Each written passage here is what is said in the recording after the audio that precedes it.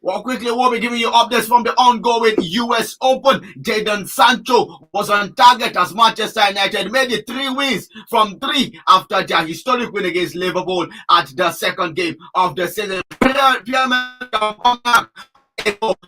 For Chelsea yesterday, and other deadline transfers that were done yesterday from the course of yesterday in the transfer market, and we'll be looking at updates from the ongoing games in the EPL and every other game around the globe.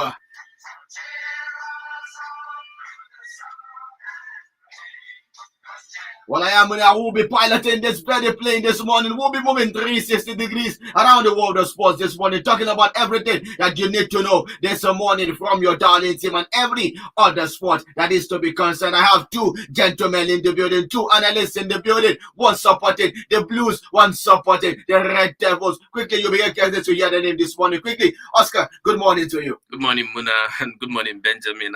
I can see you smiling. Definitely. You narrowly beat Leicester yesterday, very, very narrowly. And good morning also to our listeners out there, and welcome to another edition, the special edition of the Mega Sports on Omega 101.7 FM, my radio. Oh, definitely, it is a special edition because definitely the special one has just landed in Chelsea. Quickly, Benjamin, good morning to you. Well, Oscar, I don't know your own definition of Nago, but we won. We got the 3 points. That was all matters. I don't know if it was to be easy. Why didn't you defeat Southampton? So, Muna, good morning, everyone. I beat them with 10 men. 10. You mean I'm 10 men? Yeah, but you lost. You lost the game too. So, Muna, good morning, listeners, and welcome to Mega Sport on Omega 101.7 FM, my radio, your radio. Well, definitely, it will be fun because definitely the banter is going to begin. The banter will start, but before we enter the banter this morning, let us quickly begin from the ring of boxing, where we will be talking about what is happening in the world of boxing. Quickly, do not forget that we have already entered the month of September, and we have ongoing games that we have to expect. Remember, I told you yesterday that Floyd Money Mayweather is making a return to the ring as he's going to be taking Mikura Sakura on the 25th of September. Remember that encounter is going to go now. So talking about the encounters for the month of September, we are going to be seeing Andy Ruiz Jr. take on Luis Ortiz in the heavyweight division. On the 10th of September, we are going to be seeing Cananessa Shields take on Savannah Marshall in the WBA, WBC, IBF, and WBO middleweight championships. We are also going to be seeing Gennady Golovkin take on Saul Canelo Alvarez on the 17th of September for their trilogy encounter in the super middleweight division for the super middleweight title. So that is how it is going to go down. Save those dates because the boxing encounter is going to be an interesting one for us to watch. Now, moving over to tennis this morning. Well, quickly, the Williams sisters were in action yesterday for the US Open doubles event, but will I say surprisingly or not convincingly for them, they were not able to make it past the first round, but they gave it a good fight. Is this that we can say that is the beginning of the end for them already, because it was something more like a last dance yesterday. Oscar. Yeah, it's been coming all along. It's not like it's the beginning of the end. They've started their twilight already. Yeah, this. I think it's the final dance for. It's the last time we're probably going to see the Venus sisters, except it's an exhibition game. It's the last time we'll probably see them in a competitive tournament again. And kudos to them. And Serena still has something going for her, so she should focus on what she's been doing in the US Open, and hopefully she gets all she wants. I just wish she gets all she desires. Well, definitely we hope she will get all she desires. Now, moving away from the whole Serena Williams, the Williams sisters. So we now. Nick Kyrgios come out to say that he was complaining about a fan who was smoking during his match against Benjamin Bonzi. He was seriously complaining. Now, this is not the first time Kyrgios has been in the news. The first time he was in the news was during the Wimbledon, where he complained about a particular fan saying that she was drunk. And eventually that fan has sued him to court, and he had a hearing before the beginning of the US Open. His fate is still yet to be decided at this point. Now, he is becoming controversial in everything he does, but this one is a different encounter now, complaining about a fan smoking in the stadium. And he says that people don't know I am heavily asthmatic. Quickly, Benjamin, what will you say about this controversial part of Caigorius? Well, for me, I believe that he has a point because I'm someone that I'm also allergic to smoking. And I don't stay where smokers are. I don't mean the inhaling it already causes me a problem. So I feel that he has a point to say yes. The person smoking is really disturbing me. It's making me to lose focus, and I feel that the management should, let's say, the organizers of the US Open should come out and say, okay, see, there are some things that should not be allowed in sports. You don't allow smoking because not everybody can adapt to it. Are you forgetting that Mauricio Sarri of Chelsea then was someone who did it while he was on the touchline? well, you say this, but I don't think that Sarri really puff smoke. Perhaps his own was more like the one that they shoot. So, but at least the guy was coming out to say, okay, yes, the smoker was disturbing me. I feel that it should not be punished for it because he has right to his health. But man, it's that he was playing to entertain the fans. But I believe that that smoking could have affected his health as a human being, not as a tennis player. So good one for him. I believe that the management, you at least the organizers of the US Open should come out and say, okay, yes, Kaigoros, you have a point. Okay, it will not happen again. You can go ahead without any fine. Quickly, this is America. I don't think they can come out to say it will happen again. Everybody has rights in America, so that's the thing with their democracy. So you can't say because if it affects only you, then there is no law in America prohibiting people smoking on stand. So until they make a law like that, I don't think there is much the organizers can actually do about it. But the point there is, it's true.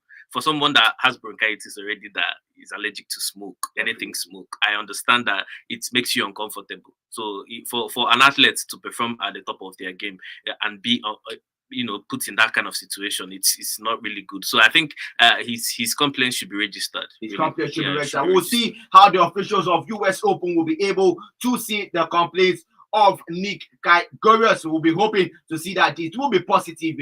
Government has already complained already. Now, still talking about the US Open. Yesterday, James Duckworth lost to Daniel Evans. Borna Koric lost to Jensen Brooksby. Jannik Sinner was in action and he made sure that he won his encounter. Carlos Alcaraz defeated Federico Correa in their own encounter. Cameron Norrie, the British sensation, won Jao Sahusa. Son Moon Kuo lost to Andrei Rublev yesterday in the men's category. Brandon Nakashima was able to defeat Gorigo Dimitrov in their own encounter. And lastly, Denis Shapovalov was able to defeat Roberto Bania in their own encounter as well. In the women's division, in the women's category, remember yesterday, Serena Williams, she won her encounter. Ashla Tomljanovic won her encounter as well. Both women will square off tomorrow. If I'm not mistaken, we have Beatrice Hadamaya she lost to Bainka Adresuka in their own encounter. Victoria Azarenka also made sure that she got the win for herself at the US Open. Jessica Pegula won her encounter. Iga Swiatek had it easy against Solène Savins, 6-3, 6-2 in their own encounter. Alice Cornet was able to defeat Katerine Sinokova in 6-1, 1-6, 6-3, and Aria Sabalenka yesterday was also in action and she won her own encounter. In the early hours of today, we were able to see Albert Okas lose to Ilya Ivashka in their own encounter, and Francis Tiafoe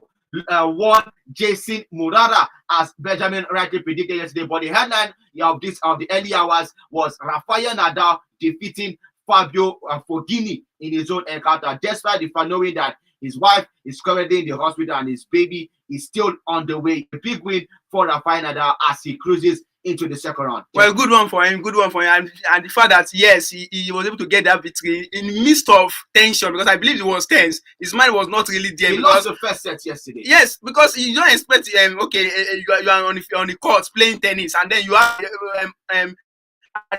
yes, my wife is in labor room suffering to bring forth my unborn child. So it must have really been a tough one for Rafael Nadal, but good one for him. At least after this victory, the next news we should hear is about him, his wife, and his baby safe and sound. Definitely. Rafael Nadal won 2-6, 6-4, 6-2, 6-1 to make sure that he clinched a foot into the next Saturday encounter. Now, looking at fixtures that we are still to expect today, we are going to be seeing Andy Murray take on Matteo Berrettini. Tommy Paul will take on Kaspar Ruud. Karen Kachanov will take on Jack Draper, and Pablo Coreno Busta will take on Alex de Minaur in his own encounter. Now, in the women's category, early hours of today, Danielle Collins was able to defeat Christina Buska 6-2, 7-5 in her own encounter. The remaining encounters we are to expect today, we will see Onas Jaboa take on Shelby Rogers, and the big one for today is Madison Keys taking on Kobe Coco Gauff. Now, where Oscar, Madison Keys has been exceptional, and Coco Gauff is a young sensation. What do you expect from this encounter today? As a Coco Gauff fan, I always throw my hat in the ring for Coco Gauff, but I think the issue of her consistency, again, it keeps lingering at the back of my mind. But I think she should, play with focus. I want her to win. I just want Coco Gauff to, keep winning and keep making the strides she's making again. I love it when youngsters, especially teenagers, make a foray into the world of sports and then try to show something, prove something special. So I'm supporting Coco Gauff all the way. Definitely. Let us see if Coco Gauff will be able to live up to expectations. Now, quickly, Benjamin, Onas Jaboa will take on Shelby Rogers. Onas Jaboa, remember, the only African woman to mention that she was able to reach the Wimbledon finals during the last encounter. Now, what are we to expect from her in the US? So she'll be taking on Shelby Rogers in her encounter later today. Well, as an African and Nigerian, I would love to see Ona Jaboa progress to the next round of the tournament but my problem has always been this consistency, and we don't know why we are anchoring on this consistency, because this was what the likes of when I say Venus Williams, Serena Williams, Victoria Azarenka, Maria Sharapova, even Simona Halep had years ago, and they maintain it to the top. Forget the fact that Venus Williams and Serena Williams are not really that exceptional when it comes to tennis, but have achieved everything. So Ona Jaboa, Coco Gauff, and the young and other young players, if they can maintain their consistency, I see them going to the top. And then in this match, Ona Jaboa, for everything she has put to tennis, I don't feel that this is the US Open should be the right time for her to ensure that, yes, she has come up in the world of tennis. Well, we will be hoping to see Ona Jaboa make sure that she will do excellently well in her encounter when she is going to be taking on Shelby Rogers. Kobe Coco Gauff is a teenage sensation. She will be taking on Madison Keys. It will not be easy in this encounter, but let us see if Coco Gauff will be able to surpass this very big hurdle in front of her. Now, coming down to Africa this morning. Now, there is great news from the state of Bayelsa, where we know that Bayelsa United were recently promoted to the NPFL from the NNL. Now, not just they were promoted to the NPFL, the governor of the state, in the name of Senator Doye Diri, was able to propose a new stadium that is already underway. Constructions have already begun for them, for their home games that will be played in the NPFL. When the NPFL makes a return, they are one of the 4 teams that were promoted, and he approved 10 million naira as motivation to the team. Now, what will we say about this development for Bayelsa United coming back to the NPFL? Why are our government always reactive? Okay, he didn't expect his team to be promoted. That's why he's now building a stadium. I don't understand. It's now that he's going to start building a stadium. Can we use that stadium this season? I don't understand. You waited all along when you're... Okay, which stadium were they playing with when they were in the 2nd division? I don't understand. These are things that every state governor should look into. Every state is supposed to have at least one standard stadium, which they play football on. So it's a reactionary action for me, although it's commendable for an instance, because I don't think others are even looking at it. But I think from what happened now, other state governors should start taking this into account. Sports is a very, very lucrative business for states, and they don't figure it out yet. When a match is being played in a stadium, the tickets and what they sell, everything, it brings in money to the state. So I think every state governor should start looking at getting a standard stadium for that, not waiting for when your team is being promoted to the NPL. The thing is, they were using the Samson Siacha Sports Complex in Yenogwa as their playground, but now since they gained promotion, they were able to defeat Ebonyi State in the playoffs at the NNL. They were able to defeat them 2-0 in the last game, was to see that they secured qualification. Now, the governor came out to say that yes, since they were able to secure qualification, this stadium used by both the Bayelsa United team and the Bayelsa Queens as well, he said he would renovate it so that it becomes up to standard. It's still the same thing I'm saying. Had they not qualified, he would be like, okay, let's keep. They felt there was no need to put money into it since they were in the NNL. NNL is the second division. So when the MPFL, you expect a top. When Muna, you said that the NNL is the second division. Have you ever gone to have you ever seen the England Championship teams, likes of let's say Watford, Blackpool? You see their stadiums. They don't care whether you are playing in the League 1 or League 2. They give standard stadium, and that's what football is all about. Like Oscar Ali said, football is a lucrative business, and until the governors start to realize that yes, we can make revenue from football. Like my problem is, what if Bayelsa United had not qualified? Would they have had that initiative? Okay, but remember when we talked about the Kwara United as well? Do not forget that they are playing. They are currently going to play at the CAF Confederation Cup, and we talked about a stadium redevelopment, but now it's looking like as if the time frame is too short for them, so they had to switch over. It's reactionary. Everything is reactionary. They are not proactive. You have to react when something happens because they qualify for CAF. They are now looking for. No, you have to prepare ahead of time for this type of things. The only time one is going to prepare for that is if you put dedication, if you put your money into the growth of that, you will expect good results. Muna, to me, it's so shameful that in Nigeria we can't count about 10 good fields, 10 good football stadiums. We can't even count. Go to let me not even go to Europe. Let me come down to Africa. Go to South African League. You see good football fields. Go to Egypt. Go to Morocco. Even ordinary Niger or Chad, they have good football fields. But in Nigeria, is it that we are playing in waterlogged fields or playing fields that do not have maybe sandy fields? See, this is not a good thing, and I believe that this is one of the reasons why FIFA have not considered that Nigeria is we are good enough to host world tournaments. And I feel that is a bad one for kudos to the governor. At least he tried. At least a commendable effort that he has done what some other governors cannot even dream of doing. So good one for him. But I feel that we should stop being reactive. We should become more proactive than reactive. I think if everything is put in place without waiting for when everything is ripe, I think football in Nigeria will develop. Well, let us see how it is going to go down. The chairman of Bayelsa United, Mr. Ekibi Timi, was able to say that he would ensure that the past glory of Bayelsa United team is returned to the state. And he said that sport is a veritable tool for youth development. And we all know that football is like the king of sports. My problem is, didn't he realize all this before? Mm-hmm. Why must he be giving those statements? And he didn't know that football was the king of all sports. We didn't know that sports is lucrative. See, Muna, I don't know why we are worried. But perhaps I feel that, let me not go towards the politics, but I feel that this might be a way of scoring some political points.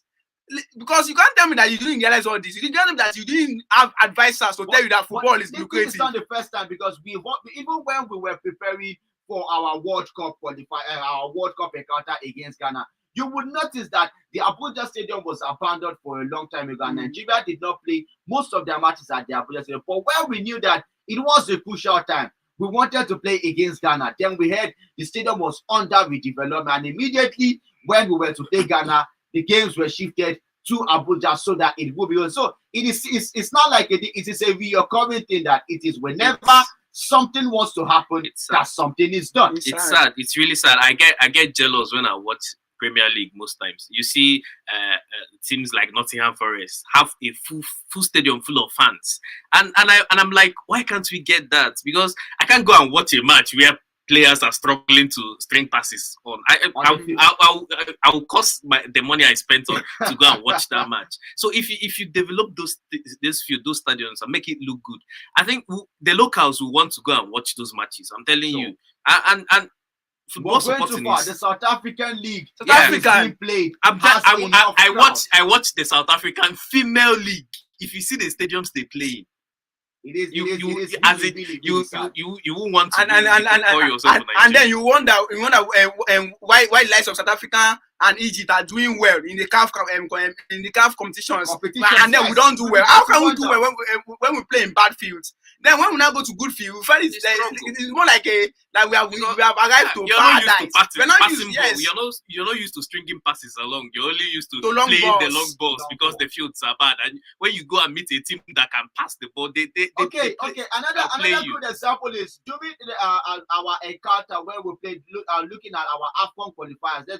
Yes, our AFCON qualifier when we played against what was the country that we were able to defeat. We won them. Is it not Cape Verde, if I'm not mistaken, before we took on Sao Tome and Principe? Our first game, the field was in a very bad state. We could even see that before the game, the players were already complaining. They couldn't make sure that they string passes together, but we were able to see that we guided that win in that encounter. These are the occurrences that happen, and it is not good for us because it doesn't portray a good image about us. And this is why I always clamor that the next NFL president should be somebody who knows the game. So a footballer, a former coach, someone that has seen everything in Europe, in Nigeria, everywhere. He has played in good fields. He has played in terrible fields. So the person can bring his intelligence, maybe his creativity, his experience into our football. To another question now. If we eventually a respectable player of the game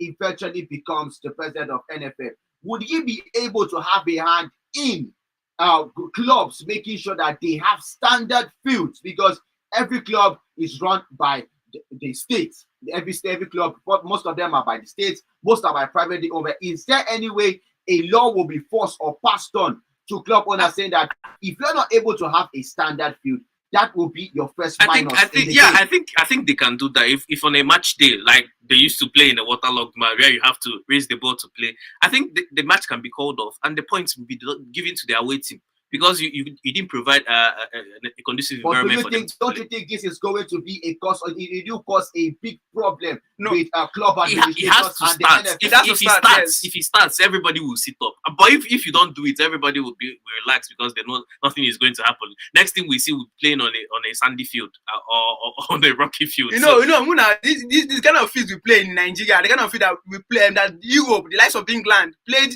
about 50 years ago.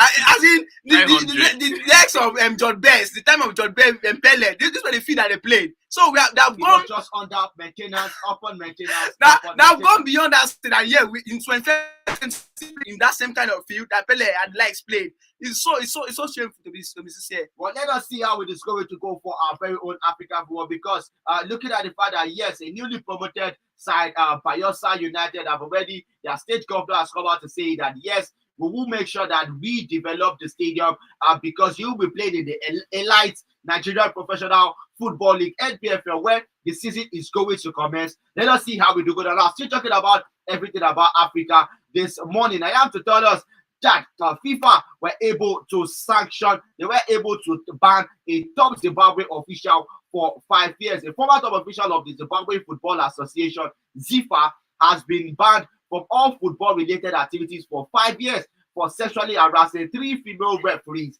FIFA announced yesterday. Obet Zoya, the former secretary of ZIFA Referees Committee, was also fined 20,000 Swiss francs by the Ethics Committee of World Football's governing body. FIFA said in a statement that after careful analysis of the written statements of the victims, Zoya has been found guilty of abusing his position to sexually harass 3 female ZIFA referees. FIFA did not provide any detail on the case, but they said they would reveal the reasons behind the decision within 60 days. Now, we are trying to bring in women into the sport, and at one point, they were trying to, they were trying to claim for equity in the game as well, and now we are hearing such a sad story. What would this portray going forward? Looking at, we want to bring in female counterparts to have ground in the sport of football. Well, Muna, I must say this is not the first time that Mr. Zoya will be in this kind of situation, because I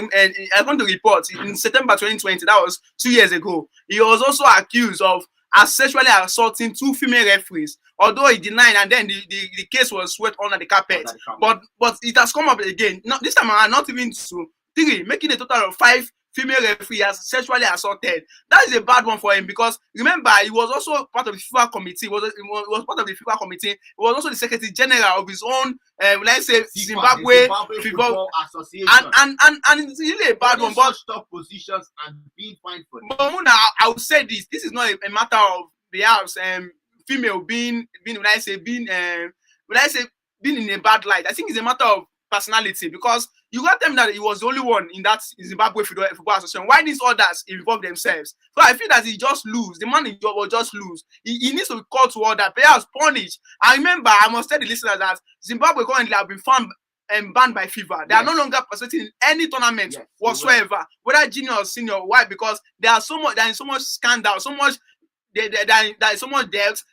All these sexual scandals. So this is a wake up call to us as maybe Nigeria football as association that we should not that those and the corridors of power should not abuse that power.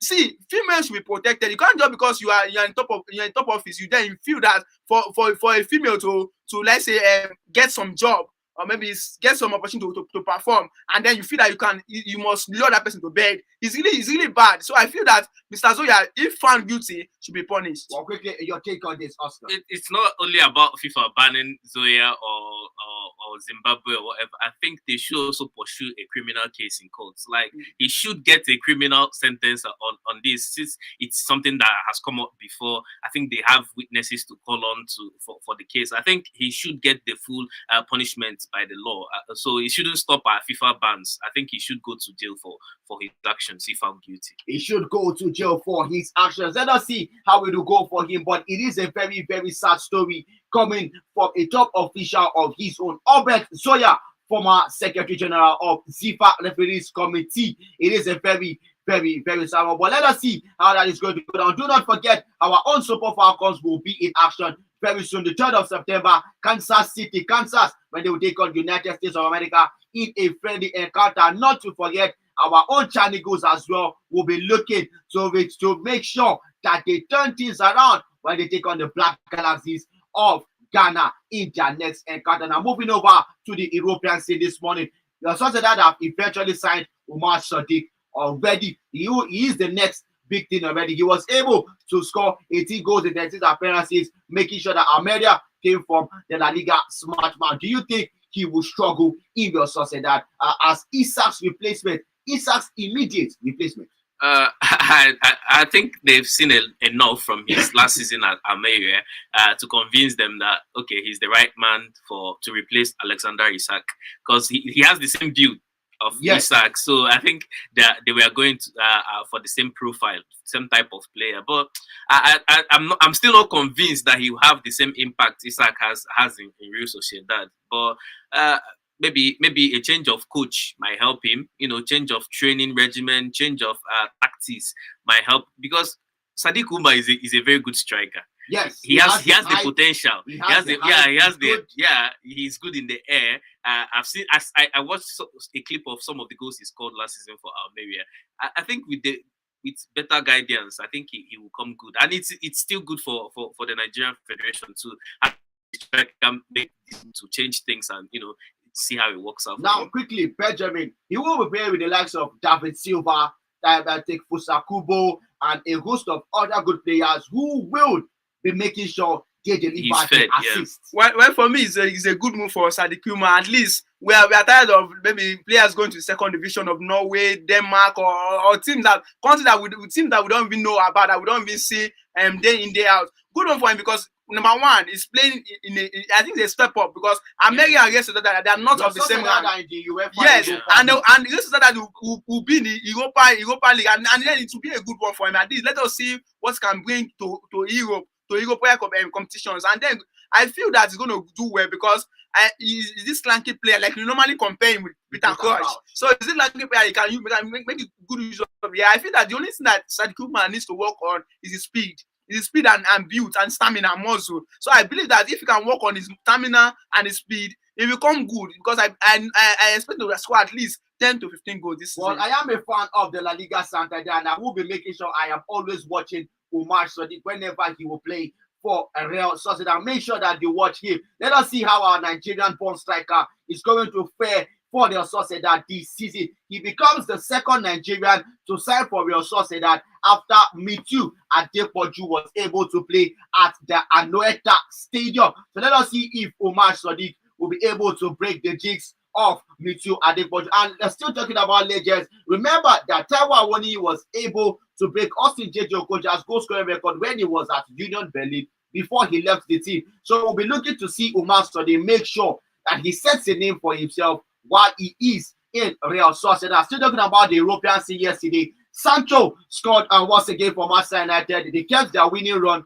3 wins from 3 after starting their winning streak against Liverpool, winning against Southampton, and now it is against Leicester City. But coming to this game yesterday, quickly, Oscar, what is your take on this? Because if you ask me, I am not fully satisfied with what Ten Hag is doing, but let us say it is a work in progress. They were not able to score much goals, but they were able to get the win. Manchester United is a work in progress. I think the thing you have to notice when a good manager comes into a team is he brings stability to the defense. That's the first thing. If you can do that, get clean sheets, a run of clean sheets, it's a good start for you. You build from your back, then gradually to the midfield, and then to your attack. So they are definitely a work in progress.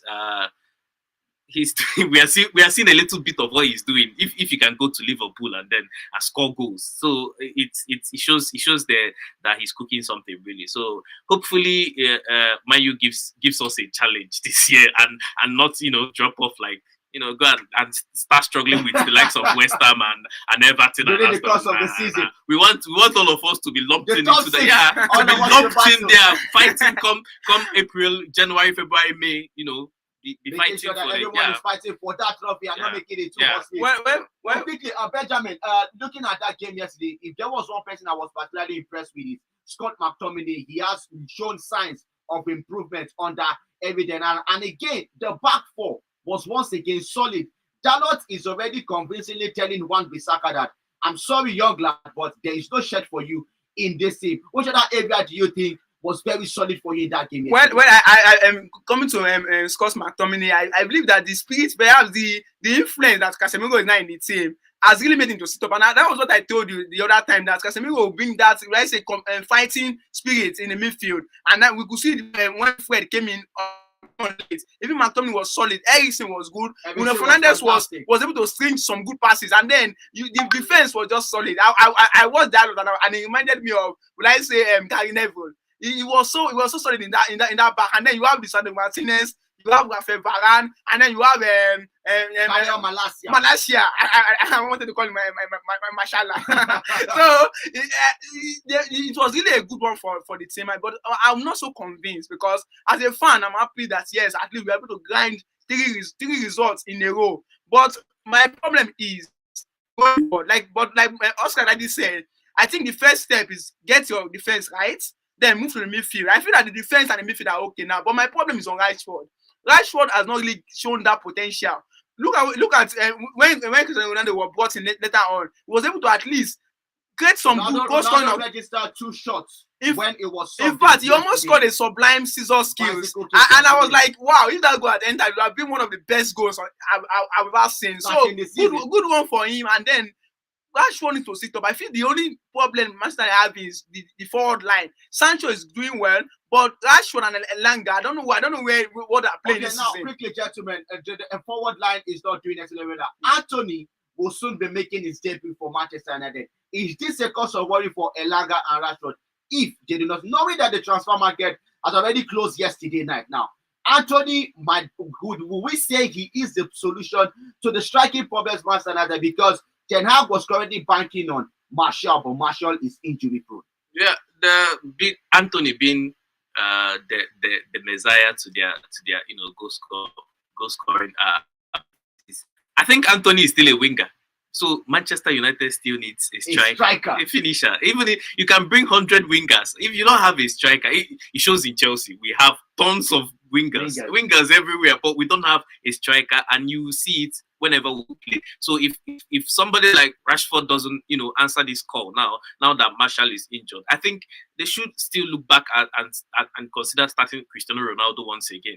Yeah, because I think he's showing more than Rashford these days, and it's really telling on Rashford if about being Cristiano Ronaldo, a 37-year-old or 38, as the case may be, is playing better than you. That is barely 25 or 26. It's really sad for Rashford. So I think he should change something about himself. Well, we're talking about strikers now. Yesterday, Chelsea were able to sign Pierre-Emerick Aubamayang, the man who has played for North London team Arsenal, and Marcos Alonso switched places yesterday in that same deal. Now, quickly, you are a Manchester United fan, Benjamin, but Aubamayang now signing for Chelsea under Thomas Tuchel. This is the second time both men will be reunited together after their Borussia Dortmund days. Now, is this a cause of worry for most defenses in the Premier League? That is the first one. Now, secondly, can he break the curse of the number 9 jersey? Well, for me, I think I've always been a fan of Pierre-Emerick Aubameyang. What he did to Arsenal was really endeared me. And then moving to Barcelona, remember that he moved to Barcelona when Barcelona were having some crisis, and then he was able to like score some wonderful goals that made Barcelona to finish second position, just behind them Real Madrid. And then good one for him. I believe that he's going to add that quality to Chelsea forward. Like Muna rightly said, like Oscar rather, I think Chelsea lack that center 9. Then come to the number 9 course. I'm not someone that is I don't believe in superstitions. I believe that every player has potentials. Okay, you are saying that the number 9 shirt was scores. Diego Costa did well. He was also number 9. He did wear number 9. The only person that he won 19. The number 9 okay, well, you say in one number 9, but you see, jersey numbers do not really matter. Okay, yes, we may say, okay, we have that let's say that's little superstition, but I don't believe that Aubamayang will be affected by it. He's someone that he knows how to stay behind the defender and then score some wonderful goals. He can take the ball on his own solo run and then score some goals. So I believe he will do well for Chelsea. Well, Oscar, when he was at Arsenal, he didn't wear number 9 jersey. Yeah, he didn't wear. At Barcelona, he did not wear number 9 jersey. Coming to Chelsea, do you think he will reject that number 9 jersey? No, he picked it himself. I was awake till 1 o'clock yesterday, and I saw Chelsea fans begging, saying, "Okay, the number 11 that Drogba wore is vacant. Please pick that one." Don't. But he was like, "Okay, I've had rumors about the number 9 shirt in Chelsea, and I want to. This is what I want to wear." Yeah, he picked it himself. He said, "This is what I want to wear.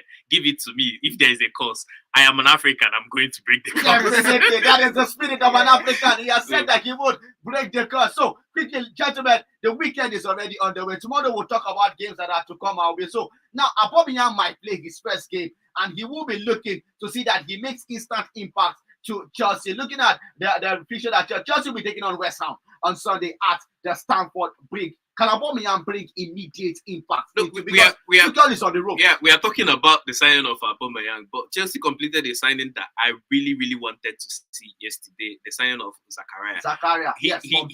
Finally, somebody that will be in that center defense and tackle. Chelsea has missed since you notice since N'Golo Kante was injured. Nobody marks. Gallagher went there and made a nuisance of himself and got sent off. Loftus-Cheek cannot tackle. He can only, He's a soft player. Yeah. So finally, Chelsea has got a tough tackler in there. He doesn't need to be given any other responsibility. I think Tuchel should be like, this is the only thing I want you to do. Just break up play. Don't go forward. Don't concern yourself with making the passes for goals to be scored or shooting. To just stay here and then break up play. I think that's what Chelsea will need to bring stability to. Well, quickly moving into transfer updates this morning, gentlemen. It was a deadline day and it was very, very deadly yesterday because transfers were happening. I was awake till 1 o'clock and there were transfer everywhere. Fabrizio I was following up. I think Fabrizio is a bot because he was typing after type. As in, I don't know how he was getting those really tweets. Now, yesterday the transfer market really shaked up. First of all, Chelsea made deadline transfers. They signed Zakaria on loan. They made the signing of Aubamayang. Billy Gilmore left the team now on a permanent transfer to Brighton. Leeds were able to sign Wilfred Gonto from Zurich yesterday. Nottingham Forest made another signing. They made now the summer signings they signed were 22, if I'm not mistaken, in number yesterday because they were able to sign Josh Bowler from Blackpool and send him on loan to Olympiacos. Daniel James joined Fulham on loan yesterday. Wolves signed Boubacar Traore from Metz in Ligue 1. They were able to secure that signing. Now, Bamba Dieng, the man from Cameroon, the Cameroon attacker was supposed to move to Leeds. At the airport yesterday, his agents hijacked the deal and sent him to Nice. The funny part about this deal is when he went to Nice yesterday, he failed the medicals at Nice yesterday. So he was returned back to Olympic Marseille yesterday to continue the remainder of this first half of the season, probably until January, because I'm sucking that agent. I'm sucking that agent. Leeds are still interested in this time. Now, quickly, Benjamin, I showed you this thing off air, but let's bring it on air now. If you were Bamba Dieng, what would you be? Would you be annoyed at your agent for not allowing the Leeds to pull through, or you would still keep your agent? Well, for me, I would say this is a case of village people. This is a case of village. Wait, the first place, why will you reject a deal from Leeds to go to Nice? I don't understand. What are they paying you? See, I will say this. Bamba Dieng was just greedy. Okay. Was just greedy because you were only you know that they were saying okay they will sign, no speculations. They already agreed that you are going to Leeds, and then on the way to the airport. Maybe at the airport, just imagine. Did you change? At the airport, then you got higher package. Then you got the news from your agent that okay now you're not going to Nice. Leeds. Now we are going to Nice, and then when you there, the medicals you failed it at physical. Now one thing I will say is this: you should just take it as because this is what it costs. Because to me, I believe it was greedy. Because me myself, okay, I want to eat with both hands. I feel that was what happened to him because you are only secured the deal. Why don't you allow it to pull through? Why must you consider on that deal? It's like saying okay, yes, you got a job. And then all of a sudden, maybe you are about to start the job, and then you got you got another news that another job was also waiting for you. You left that your job and went to someone else, only for you to get there and then say, okay, no, man, dear, we can't employ you. That you no longer need your service. Let's not make it about Bamba Dieng. Players have been doing this for ages. Manchester, Mikel Obi had an interview. He had a press conference with Manchester United, wearing the Manchester United before he signed for Chelsea. Willian was on his way to Tottenham. He was on the way to Tottenham. Same with Malcolm. Malcolm was supposed to sign for Roma and Barcelona hijacked the deal. It's just a case of hard luck. He had that luck. Yeah. But I feel that it's a bad one for players because that shows that you're not loyal. You're not loyal to nobody your is loyal.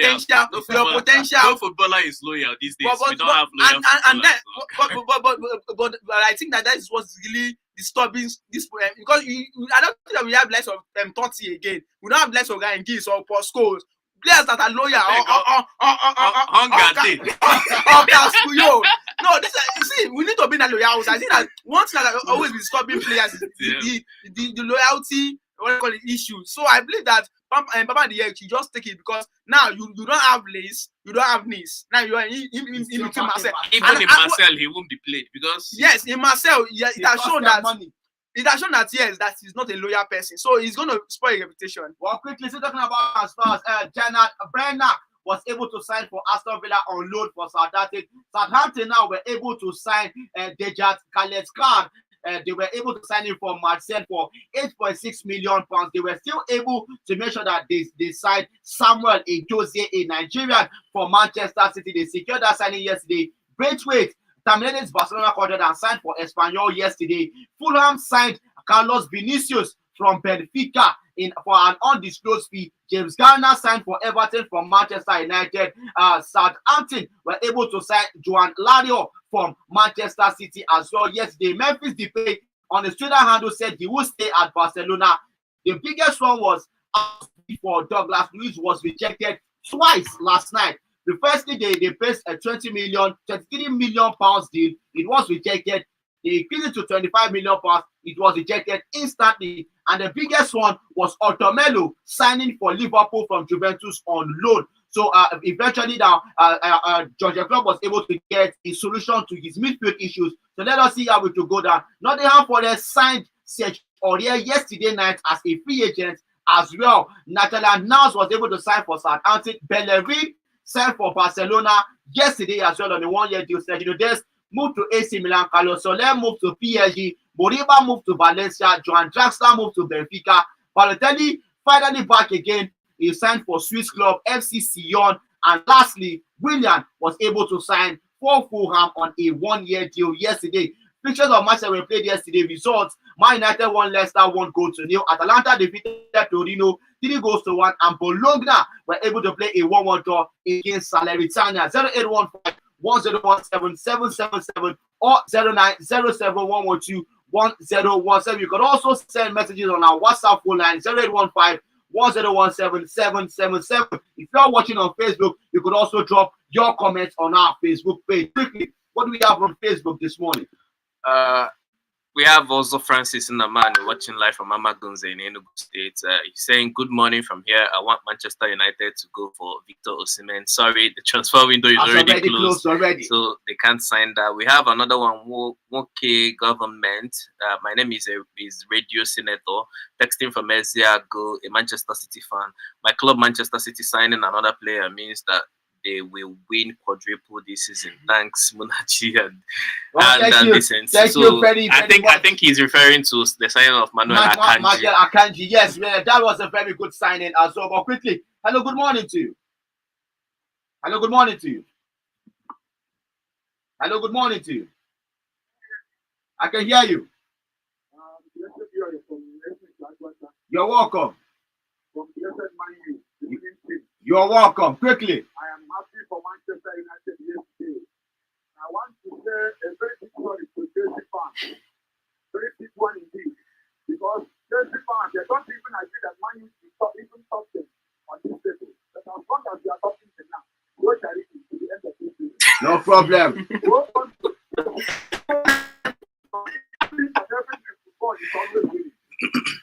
Yes. All congratulations to Manchester United fans. No problem. It's good. Thank you very, very much for your contribution this morning. Quickly, good morning, Mona, Oscar, and Benjamin. How are you guys doing this morning? We are doing great. Have you heard that Manchester United has not won back-to-back away games? When they did that was since September 2021. Have you also heard that Manchester United have not also won back-to-back? Or you meant to say 3 straight matches winning? They did it. They last did it on December 2021. So let us see how it is going toward that. Ronaldo has also been on the bench from back-to-back matches. The last it happened was in 2005 under Sir Alex Ferguson. That is to know this. Well, let us see. I am to say Happy New Year to all Manchester United fans. Umadike Chibike from Olu is saying a very big Happy New Year to Manchester United faithfuls. Good morning, Mona, Oscar, and Benjamin. The transfer window has finally eclipsed. This will allow the various clubs to concentrate on the making impact in EPL. Tomorrow is the day of reckoning for our Chan Eagles. They must overcome Ghana to qualify for the Chan tournament. Bayelsa ladies must equally overcome their Ghanaian opposition in the final so they have the female trophy tomorrow. Chelsea finally made good recruitment in the transfer window. I foresee a rapid climbing on the ladder of the EPL by the club. I wish them best of luck. Unwosu Esidawa from Aaron Dizago. Thank you very much for your message this morning. Hello, good morning to you. Hello, good morning to you. Hello, good morning to you. Good morning to you. Hello, good morning to you. I can hear you. Well, sorry, can you hear me? Okay. Quickly, your contribution. You're welcome. Yes, I want to say that Chelsea really tried. Okay. By capturing Emerick. Okay. I am very happy with that. I'm a Chelsea fan and also Zakaira is equally good. If actually there is 2 things that Chelsea is lacking at the club, which is number 9 and number 4. Just that of number 4 is temporal in the sense that N'Golo Kante is injured. But that number 9 is really a problem. I have had a DH at first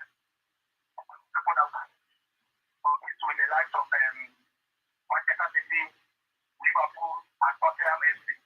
So with Aubamayang, we are ready for this season. Thank you very much. No problem. Thank you very much for your contribution this morning. Quickly, gentlemen, your last words before we call it the wrap up on the show this morning. Well, I'm still, reeling from the excitement of last night from all this. I think teams have made the signings. The finally we are going to focus on the football. All the signings are all over the signings now. are over So we now. are focused on the football. Nobody has any reason to, complain that this and that. You had your chance. So everybody is now looking forward to football. So I think this season is going to give us a blast of all the footballing that we've always anticipated, and it's going to be a good watch. No problem. Quickly, Benjamin, your last words. Well, my last word is that I wish the Shan Eagles success, and I will also wish the Bayelsa Queens success in their matches tomorrow. And then those Boa Falcons, I pray that they play well against US in the other friendly encounter. And then coming to Manchester United, I feel that this is the beginning of good things to come. But I'll be impressed if they can overcome Arsenal come Sunday.